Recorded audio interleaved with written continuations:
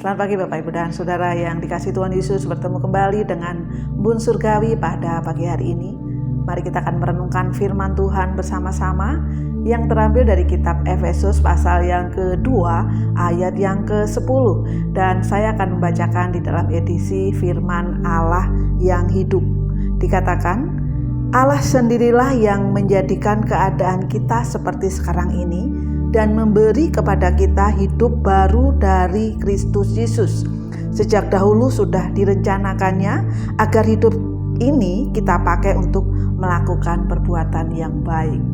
Bapak Ibu dan Saudara yang dikasihi Tuhan Yesus, ada sebuah pepatah atau ungkapan yang mengatakan bahwa kalau engkau tidak sanggup menjadi beringin di puncak bukit, jadi sajalah belukar. Tetapi belukar yang terbaik yang tumbuh di tepi danau. Kalau kamu tidak sanggup menjadi belukar, jadi sajalah rumput. Tetapi rumput terbaik yang memperkuat tanggul di pinggir jalan. Kalau engkau tidak bisa menjadi jalan, kalau engkau tidak bisa menjadi jalan raya, jadilah jalan kecil yang membawa orang ke mata air. Firman Tuhan katakan di ayat yang terakhir di dalam Efesus ini, di frasa yang terakhir dikatakan sejak dahulu sudah direncanakannya agar hidup ini kita pakai untuk melakukan perbuatan yang baik.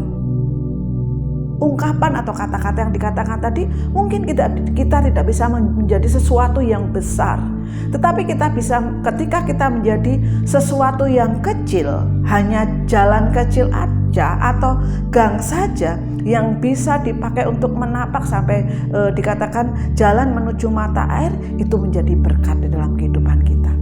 Bapak Ibu yang dikasihi Tuhan, di dalam firman Allah yang kita baca pada hari ini, haruslah kita menjadi orang yang bisa berbuat baik.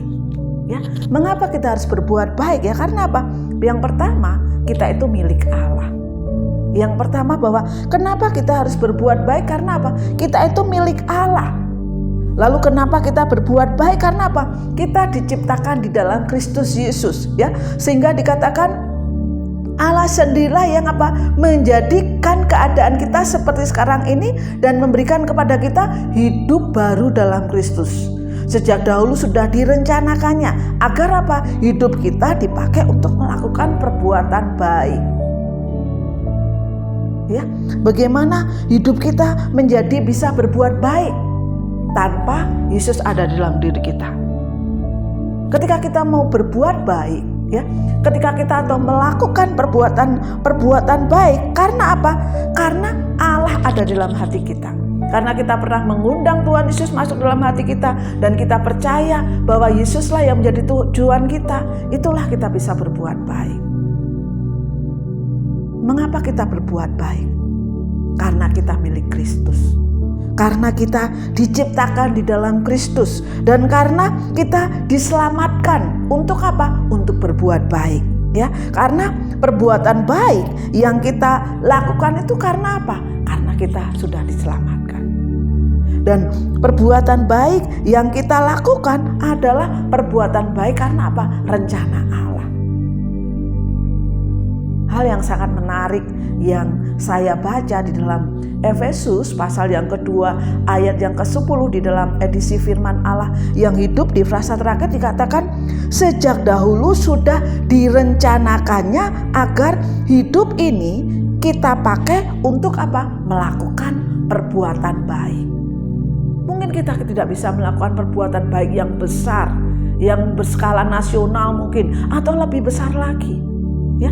Tetapi kita bisa menjadi jalan setapak tadi yang menuju ke air kehidupan, yang menuju ke air yang dibutuhkan. Apakah kita sudah berbuat baik hari ini? Walaupun kecil, kita pupuk perbuatan baik. Karena apa? Keselamatan sudah ada dalam kehidupan kita. Karena kita melakukannya, karena kita mengasihi Tuhan Yesus. Selamat pagi, Tuhan Yesus